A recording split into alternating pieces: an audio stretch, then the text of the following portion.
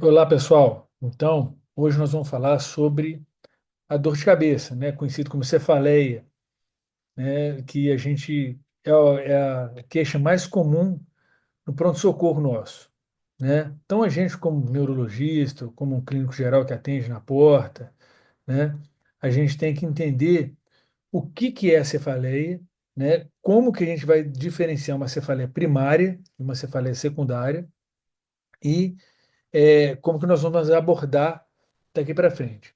Esse ponto é um ponto crucial, principalmente para os médicos de pronto-socorro, que é uma área de urgência e emergência. Então, ali ele tem um tempo adequado, né? Às vezes até curto pela movimentação. Então, ele tem que entender o que ele vai fazer. Ele tem que diferenciar de uma cefaleia primária de uma cefaleia secundária. E quais são as cefaleias primárias, vamos dizer assim? Né? Cefaleias primárias, enxaqueca, cefaleia do tipo tensional, cefaleia do tipo tensional crônica agudizada, cefaleia em salvas, cefaleia persistente de início súbito, cefaleia hemicrânio contínua, hemicrânio contínua crônica. Então, são várias cefaleias que apresentam, têm sinais e sintomas específicos e que não é o foco dessa apresentação falar sobre isso. Nós vamos diferenciar em cefaleia primária e cefaleia secundária.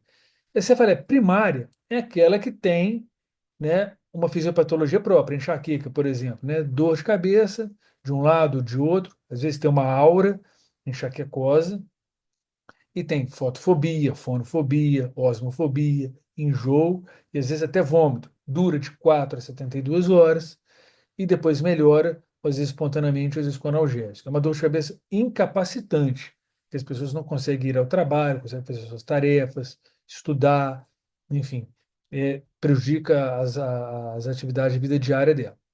Bom, as cefaleias secundárias são aquelas que são eventos, né, consequentes de uma situação. Por exemplo, um traumatismo crânioencefálico deu uma dor de cabeça, que às vezes pode não ser nada, mas pode ser um hematoma subdural, um hematoma extradural, né? Pode ser uma hemorragia subaracnoideia, tem a própria hemorragia subaracnoideia do AVC hemorrágico, que é um rompimento de aneurisma, e que a gente tem que abordar de uma forma mais rápida e agressiva, com cirurgia e tudo, para que esse paciente não venha a óbito.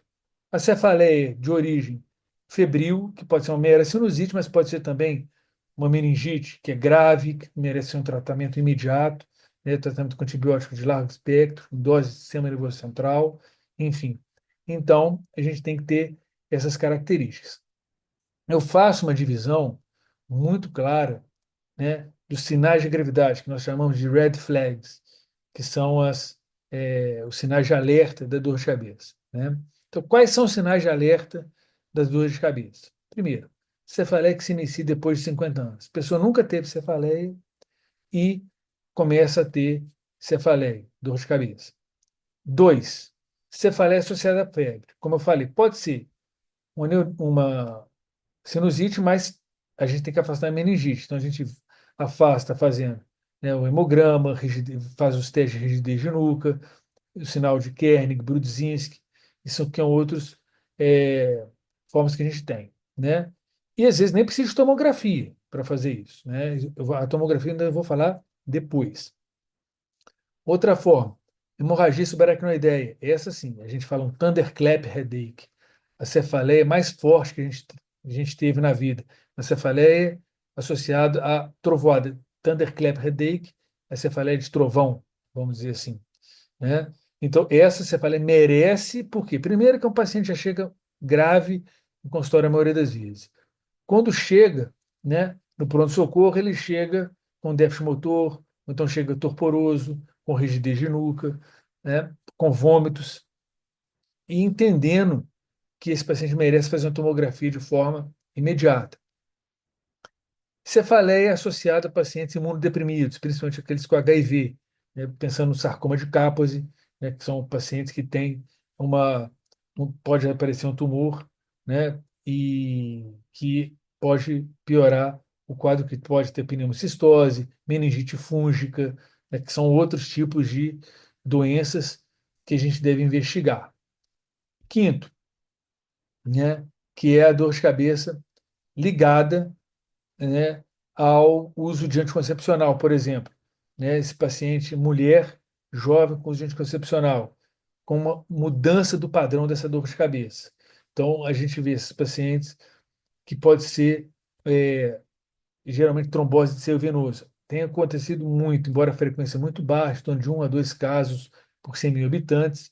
Então, a gente tem que ficar muito alerta nesses quadros. É, outro caso importante que a gente deve pensar é na cefaleia que mudou o padrão. Às vezes o paciente tem enxaqueca, tem uma cefaleia do tipo tensional, ou tem uma cefaleia em salvas, mas ela mudou o padrão, mudou a característica da dor de cabeça. E aí sim a gente tem que investigar com a tomografia, pra gente, ou a ressonância, né? Ou às vezes precisa da tomografia, afasta alguma coisa e vai para a ressonância, para a gente fazer um diagnóstico correto.